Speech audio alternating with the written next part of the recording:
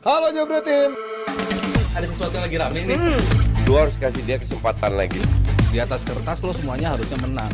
Ada bahasan yang paling ditunggu-tunggu. Masih di Dewan Pundit Indonesia edisi Jumat Ceria. Saga transfer Gallagher Felix ini juga pastinya membuat Chelsea dan juga Atletico lagi ceria-cerianya karena mereka lagi rame nih pasti untuk ngomongin gimana negosiasinya, paperworknya, diskon-diskonnya dan lain-lainnya. Padahal dengan transfer ini penutupannya masih cukup lama ya sebenarnya 2 minggu lagi. Ya, Jadi masih ada waktu lah buat mereka untuk bisa membicarakan terms and conditionnya sampai 2 minggu ke depan. Tapi gimana sih kronologisnya, karena kemarin kata udah here we go tapi kok nyata batal nih. Sebenarnya siapa yang lebih butuh siapa yang meng-cancel siapa nih Mas Aryo kalau dari jurnalis? Kalau dari terms sebetulnya udah disetujui. Cuman Chelsea berharap Atletico ngelepas striker itu siapa? Omorodion. Iya, Omorodion. Iya. Paketnya perjanjiannya seperti itu. Oke. Gue kasih duit segini, lo dapet dia, tapi lo kasih gue si Omorodion. Tapi Omorodion ternyata diminta stay di Atletico. Makanya si Chelsea lah kok di luar perjanjian nih. Nggak mau si Chelsea-nya kan. Ya udah ditahan dulu. Nah, akhirnya si Atletico gimana kalau Felix aja si Joe Felix yang penggantinya lah ya. Gallagher ke sana, Felix ke sini gitu. Ya mereka akhirnya masih kan kemarin udah sempat Felix kan udah gagal juga. Iya, udah sempat nyoba juga kan mereka bersama Felix, tidak sesuai ekspektasi lah. Apa garansinya dia akan datang gini, dia bisa menghadirkan something yang different gitu. Jadi ya itu yang menjadi tarik ulur gitu. Makanya kenapa akhirnya deal ini nggak terrealisasi. Tapi kalau melihat dari Gallagher sendiri kan ini pemain yang memang punya mobilitas tinggi, muscle-nya lebih banyak, ototnya lebih banyak daripada otaknya gitu kan. Tapi gayanya cocok gak sih berarti sama Simeone yang memang di Atletico mainnya gitu kan, tabrak-tabrak, muscle dan juga fisikalitas banget. Nganggepnya cocok banget dan ini bisa nge-improve Atletico untuk jadi pesaing dari Real Madrid dan juga dari Barcelona kalau ini bisa terrealisasikan. Karena ini salah satu puzzle yang seorang Gallagher nih. Bisa membuat akhirnya Atletico bersaing sama Real Madrid yang Bellingham dan lain-lain. finish di atas gitu, karena musim lalu pun dia finish Jadi di La dia selalu Liganya. finish di atas. Musim lalu terganggu Mas gara-gara ada Girona, finishnya deg-degan tuh di La Liganya. Tapi di musim yang akan datang dengan penguatan ada Sorloth, ada lagi si Alvarez juga datang. Dan gua harap kalau ada Gallagher ini mereka bisa nambah hal itu, karena lagi-lagi ini seorang gelandang yang dirty work, mau ngelakuin hal-hal kotor, dia mau ngejar bola kemanapun, pressingnya juga jalan. Iya, dia ngelakuin itu semua dan itu menurut gua kalau dipartnerin sama si De Paul itu bakal cocok banget. Satu yang agak lebih agresif, satunya bisa nyesuaiin lah. Jadi menurut gua sangat disayangkan sih apabila transfer ini udah sampai nggak jadi. Bahkan udah mampir ke ininya kandang ke Atletico-nya kan si Gallagher. Jadi menurut gua harus segera dicari jalan keluarnya dan kelihatannya sih tetap bakal pindah-pindah juga nih si Gallagher ini ke Atletico, tinggal masalah waktu doang. Pindah tapi kayaknya nggak ke Atletico deh, malah ditawarin ke klub-klub Inggris lain. Siapa? Gallagher. Oh, Gallagher. Iya, malah ditawarin ke Wolves salah satunya. Pokoknya tetap di Premier League tapi nggak di Chelsea lagi. Itu bakal Karena tim Inggris lain juga punya duit sebenarnya untuk bisa beli harga 40 berapa sih? 40 kan? 40. Ya, kalau ke Atletico ya kalau si Omorodion itu ditukar ya. Baru benar-benar firm. Tapi kalau di luar itu kayaknya Chelsea-nya mikir 2 kali sih. Ya karena kalau dibarterin sama Felix kan sebenarnya sudah pernah gitu. Tapi menurut kalian seorang Felix sendiri kan ya harganya kan dulu dari Benfica 120 juta gitu. What went wrong sih dengan Wonderkid ini sebagai lo Gen Z, lu melihatnya gimana? Apakah attitude-nya atau mungkin dia baru setahun udah langsung pengen jadi pemain bintang kayak orang di kantor langsung mau jadi supervisi gitu kan? Satu hal yang menurut gua berjalan salah dengan Felix ini adalah misprofile dari segi dia milih klub dan juga segi cara menggunakan dia. Di mana dia datang di mana si Simeone-nya masih mempertahankan segi konservatifnya untuk bermain. Jadi segi kreativitas dia nggak keluar. Mungkin bisa aja kalau dia musim lalu bertahan bersama Simeone yang musim lalu bisa jadi pemain yang berbeda, karena musim lalu pun Simeone gaya mainnya agak berbeda, agak lebih terbuka, lebih berani nyerang, mungkin agak berbeda di situ. Tapi dia sayang banget datang di waktu di mana Simeone. Tapi di Barcelona juga nggak bisa main. Nah, dengan main terbuka kan. Ditambah profil dia emang punya kecenderungan panasnya cuma di awal doang. Di Barcelona sebulan pertama menggiurkan banget permainannya. Di Chelsea pun juga sebulan pertama menjanjikan banget. Tapi dari segi diri dia sendiri emang selalu ada tren penurunan performa di tiap tim dia coba di Barcelona dan juga Chelsea. Dan menurut gue ini sangat membunuh karir dia sih. Dan juga gue kalau sampai pindah dia ke Chelsea lagi yang rugi jelas Chelsea kalau dalam situasi kayak gini karena udah tahu ini pemain yang nggak akan works lagi dan nggak akan ramah dengan Liga Inggris. Tapi kalau masih dicoba juga dengan alasan ingin bisa offload si Gallagher-nya dan jadi bisa datang, itu menurut gue bakal jadi salah satu transfer paling error yang dilakuin Chelsea. Karena jujur-jujuran aja, hal apa sih yang bisa ditawarkan sama Felix yang paling menonjol dari diri dia gitu? Gue nggak ngeliat dia bisa menawarkan sesuatu yang spesial banget dari seorang dia yang bisa nge-cover beberapa posisi, oke lah. Tapi untuk output segala macam yang keterlibatan, ini masih tanda tanya banget pemain-pemain. Yang paling menonjol adalah dia bisa dibikinin memes mirip Kakak. Fisiknya mirip Tapi Kakak. Gallagher ke Atletico gue juga ini loh. Masih berpikir cocok nggak sih ini pemain di sana gitu kan? Ya lu tadi bertanya gitu. Oh iya, tapi gue juga cocok sih kayaknya. Maksudnya dengan mobilitasnya ya, dengan gaya mainnya. Iya kalau kita ngelihat gelandang-gelandangnya, ya dulu kan Rodri nongol di situ. Gayanya kan juga nggak sekomplit sekarang ketika dia pegang Pep. Ya masih raw juga gayanya. Walaupun gaya-gaya Busquets-nya udah kelihatan gitu. Cuman kan masih belum separah sebagus itulah. Bikin errornya masih banyak gitu. Sekarang Rodrigo de Paul, dulu ada Saul, Gabi Koke, Gabi Fernandes, Lorente juga taruh di kanan kadang-kadang. Iya, gue nggak ngelihat quality yang sama di Gallagher gitu. Maksudnya ini beda banget dibandingkan yang lain gitu. First touch, yang penting kan first touch. Itu yang nggak bisa ditawarin sama Gallagher. Sementara lo main di situ ya, first touch-nya lo harus bagus kan. Semua pemainnya punya first touch yang bagus, kontrol bola yang bagus, passing-passing pendek yang bagus. Nah, Gallagher justru nggak bisa menawarkan itu. Kalau untuk sekedar mobilitas tinggi, ya gue rasa masih banyak pemain-pemain di Atletico yang bisa menawarkan. Tapi itu. udah tidak semudah dulu Mas, banyak kayak Saul udah nggak muda. Iya. Koke udah tua banget. Saul juga udah ke Sevilla kan. Terus juga siapa lagi main sekarang? De Paul pun juga udah tua sekarang ya kan. Jadi ya udah nggak semudah itu semua. Nah, tapi kalau ngomongin soal gelandang juga menarik karena ada gelandang yang juga lagi menjadi komoditas panas di Eropa yang katanya sempat mau ke Juve, mau ke Liverpool dan sekarang sudah tidak mau lagi katanya bermain untuk Atalanta. Cop Miners ini gimana nih kabarnya Cop Miners sejauh ini?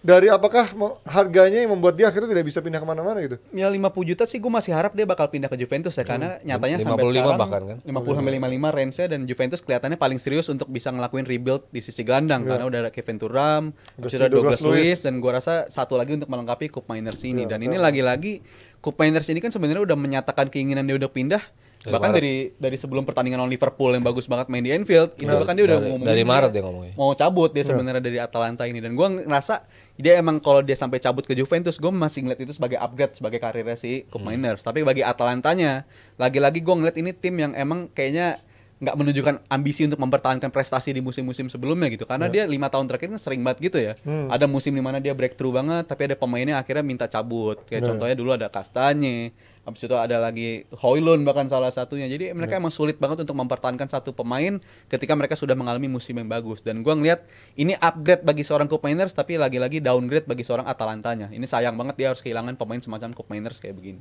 Iya 15 gol di musim lalu untuk seorang gelandang kan luar biasa main 51 kali. Bukti dia bisa tampil konsisten sepanjang musim dengan begitu banyak pertandingan gitu.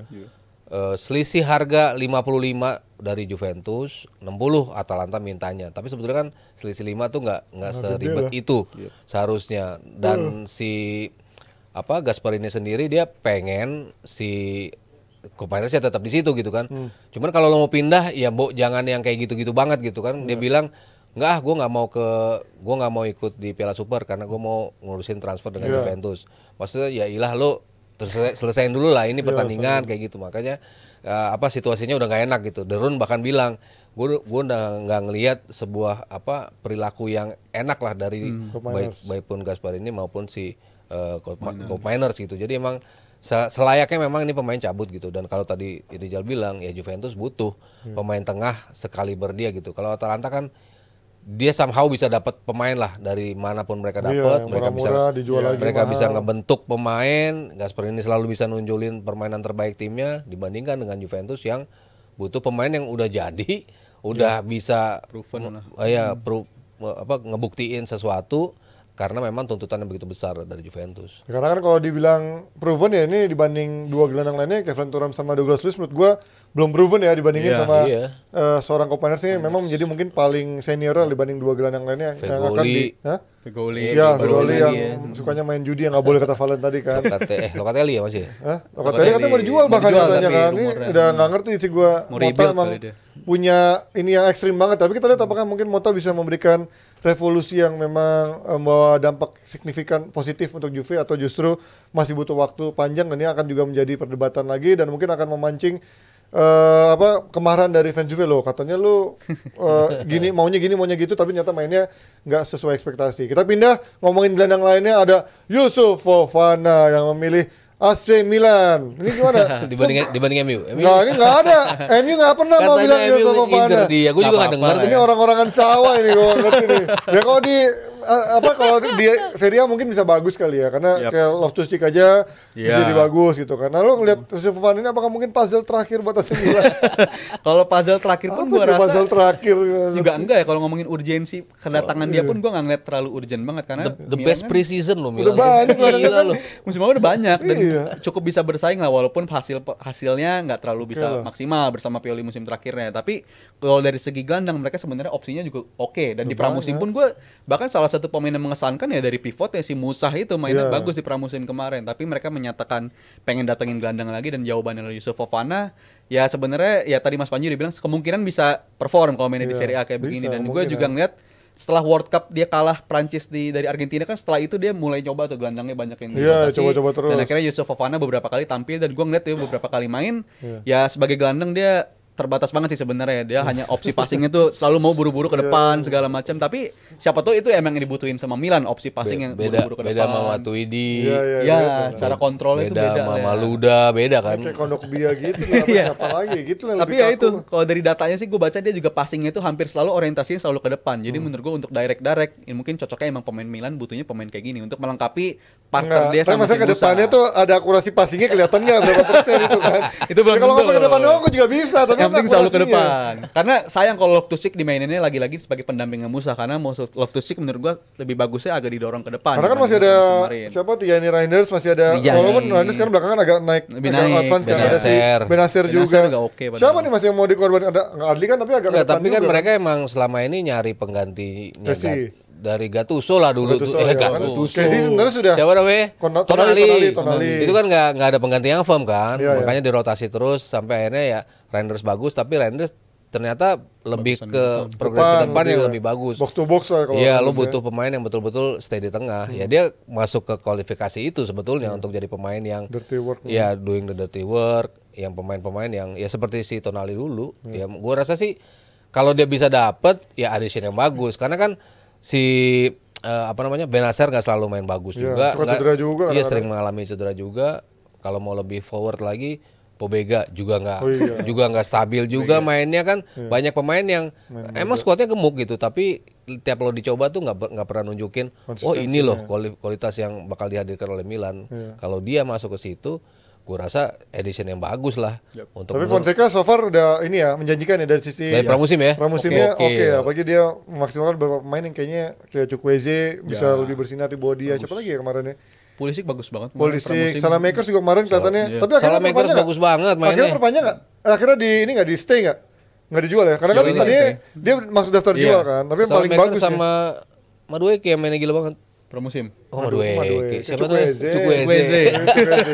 Ya karena kan mungkin setelah jebolan dari Bolonya, ya lo masa sih lo nggak bisa ngambil gaya mainnya Mota dengan gaya mainnya Fonseca kan, terusnya gaya-gaya lebih nyerang juga gitu kan.